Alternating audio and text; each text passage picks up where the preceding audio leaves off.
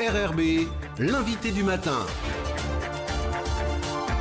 Bonjour Gilles Ménage. Bonjour Nicolas Legrand. Ce matin, vous recevez le directeur général adjoint des douanes qui est en visite sur le territoire. Jean-François Dutheil, bonjour. Bonjour Gilles, bonjour à tous vos auditeurs. Merci d'avoir accepté notre invitation ce matin. Vous êtes donc le directeur général adjoint des douanes au niveau national, bien sûr. Alors pourquoi cette visite sur le territoire ? Parce que d'abord, la douane est présente sur l'ensemble du territoire métropolitain et ultramarin. Elle joue un rôle essentiel. Elle joue un rôle essentiel dans les contrôles, elle joue aussi un rôle essentiel dans l'action économique, dans la compétitivité. Et il appartient au directeur général adjoint des douanes de visiter ses services et de rencontrer les agents. C'est extrêmement important pour eux et c'est aussi pour moi un vrai enrichissement que de voir comment la douane décline son action dans les territoires ultramarins. Et c'est la raison pour laquelle je suis venu et j'ai passé cette semaine en Nouvelle-Calédonie à la rencontre à la fois des services, mais aussi de nos partenaires institutionnels, mais de nos partenaires économiques. Alors, on le disait un tout petit peu en préparant cet entretien, il y a une vision spécifique de l'action des douanes en Outre-mer. Absolument, elle est liée pour le coup à son action économique et à son action de perception. Et c'est le cas ici sur le territoire en Nouvelle-Calédonie. La douane a deux grandes missions. Traditionnellement. Une mission de contrôle, celle qui est la plus connue, ce sont les douaniers que vous voyez à l'aéroport ou que vous voyez sur les contrôles sur les axes routiers. Et puis, on a une mission qui est une mission de perception des ressources. Et dans la dimension ultramarine, ces ressources vont alimenter les budgets de fonctionnement des collectivités ou des gouvernements. C'est le cas en Nouvelle-Calédonie où les perceptions douanières représentent 25%, donc autour de 50 milliards de francs pacifiques, 25% du budget de fonctionnement du gouvernement. Alors, cette fonction est évidemment assez peu connue du grand public. Et il y a d'ailleurs plusieurs chantiers en cours sur le code des douanes notamment. On a deux grands chantiers en cours que nous menons. Effectivement, vous avez tout à fait raison, celui sur le nouveau code des douanes de Nouvelle-Calédonie. L'ancien était daté et ne prenait pas en compte les impératifs, je dirais la dimension du 21e siècle et notamment dans sa dimension de numérisation ou de digitalisation. Et donc c'est un travail important que nous avons fait en liaison avec l'ensemble de nos partenaires, que ce soit évidemment des partenaires au niveau du gouvernement, au niveau des acteurs économiques, pour écrire ce code-là et pour le valider et en principe une entrée en application au début d'année de 2023.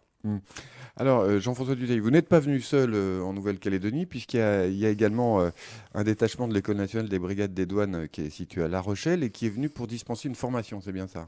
Absolument. Il y a quelques domaines d'expertise des douanes, ils sont assez nombreux, mais il y en a un qui est particulièrement emblématique, c'est celui de la fouille des navires. On a reconnu, l'expertise douanière française est reconnue au niveau international et on a, au sein de notre école de formation à La Rochelle, on a un groupe de formateurs qui est spécialisé dans la formation de nos unités sur le terrain à la fouille de navires. En effet, c'est extrêmement important que d'avoir une appréhension des flux dans son ensemble. Je parlais tout à l'heure de l'accompagnement des opérateurs. On fait un gros travail. Vous avez parlé du Code des douanes. On a aussi mis en place depuis le 1er janvier dernier un nouveau système de dédouanement qui met la dimension douanière dans la chaîne logistique de manière à ce qu'elle ne serve plus comme étant uniquement vue en termes de contrôle et de pénalisation, mais comme étant un avantage en termes de compétitivité. Eh bien, dans le même esprit, nous formons et nous renforçons nos capacités sur les contrôles des marchandises et des vecteurs. Et pour le coup, c'est vraiment des vecteurs dont il s'agit. C'est la capacité à découvrir des marchandises cachées dans des parties cachées des bateaux et la capacité d'investiguer l'ensemble des parties d'un bateau lorsqu'il arrive à quai. Alors en termes de contrôle, justement, on parle beaucoup en ce moment de l'augmentation de trafic au niveau des drogues dures. Est-ce que ça constitue une priorité pour vous ? Alors clairement, ça constitue une priorité du haut-commissaire et nous agissons sous son autorité dans une coopération interministérielle que moi je trouve remarquable. J'ai eu l'occasion de rencontrer mes camarades marins gendarmes, policiers. Et la douane est intégrée complètement dans cette communauté. Et donc, sous l'autorité du haut-commissaire, nous portons une attention particulière sur les importations de drogue à destination du territoire. On a une attention et une préoccupation qui n'est pas une préoccupation, je dirais, exacerbée, mais qui est une attention particulière sur les drogues dures, et notamment la cocaïne, que nous voyons rentrer sur le territoire, notamment par un vecteur qui est le vecteur postal ou le vecteur du fret express. Et donc, tous les services sont mobilisés pour endiguer ces importations et pour saisir à l'arrivée la marchandise, et ensuite pour donner la capacité aux services, notamment de police ou de gendarmerie, qui vont pour le coup agir sous l'emprise du code de procédure pénale et l'autorité des magistrats, et démanteler, identifier les destinataires et démanteler des structures de redistribution si ces structures-là existent. Donc c'est une chaîne en fait qui part de l'analyse de risque, la sélection des colis, la fouille et la découverte des produits, et ensuite les développements judiciaires qui sont donnés après la saisie.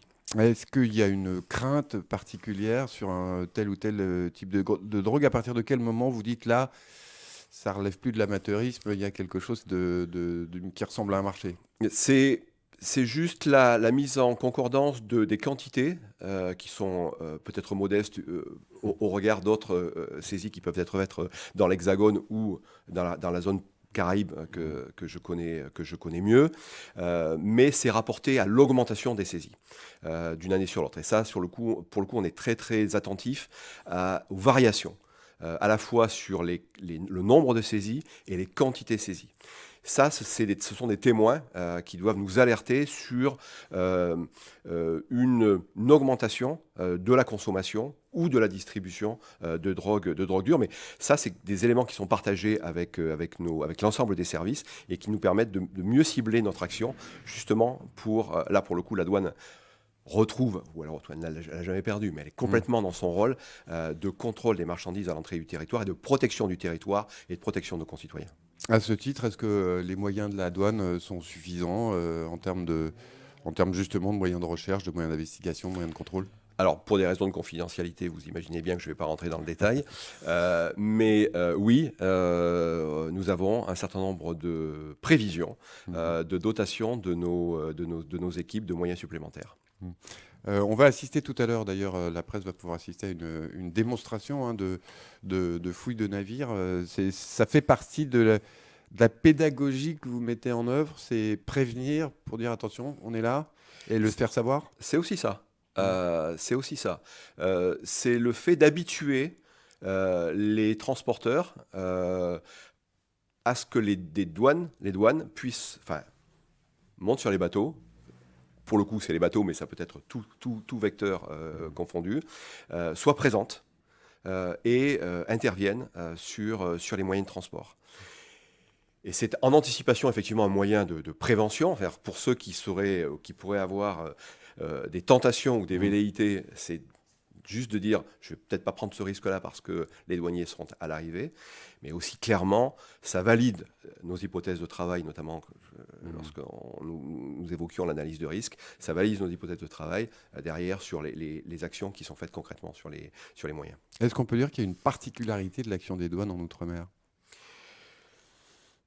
Alors, sur les contrôles, elle s'inscrit assez dans la continuité de ce que nous faisons dans l'Hexagone, et notamment au regard de notre plan stratégique et des instructions que nous a données notre ministre de mettre en œuvre nos capacités de contrôle et d'intervention sur l'ensemble du territoire métropolitain ou ultramarin dans le cadre de la protection et de la découverte et de flux illicites, et l'identification de flux illicites, et évidemment de mettre fin à ces flux. Je dirais que la spécificité ultramarine de la douane, on la retrouve peut-être plus dans l'autre partie qui est l'action économique, l'accompagnement des opérateurs et les perceptions, où on a des vraies logiques territoriales qui sont vraiment à façon, c'est-à-dire que ce que nous faisons en Nouvelle-Calédonie est un peu différent de ce que nous pouvons faire en Guadeloupe ou en Martinique ou en Guyane, parce que ça correspond à un tissu économique particulier, ça correspond aussi à des engagements pris par le gouvernement ou des décisions prises par le gouvernement, et pour le coup, nous rapportons dans cette mission-là au gouvernement et nous mettons en œuvre les décisions qui sont arrêtées. C'est un petit peu différent de ce que nous trouvons effectivement dans l'Hexagone, mais pour ce que nous évoquions sur la capacité de projection et de contrôle, on est complètement dans la ligne. En plus, il y a des vraies connexions entre... Enfin, je veux dire, le monde est connecté. Dire ça, c'est une banalité extrême. Évidemment qu'il y a des liens avec l'Hexagone. Il y a aussi des liens régionaux, ici, avec des partenaires avec lesquels nous travaillons en étroite coopération. Je pense notamment à nos amis australiens et néo-zélandais. On a une organisation régionale de coopération douanière basée à Fidji qui regroupe 23 pays de la zone avec lesquels nous travaillons de manière étroite. Donc, on a effectivement cette action-là. Qu'est-ce que vous allez retenir de votre courte visite en Nouvelle-Calédonie ? Plein de choses. Moi, j'ai été... alors d'abord, la beauté du territoire et la beauté des paysages, c'est époustouflant.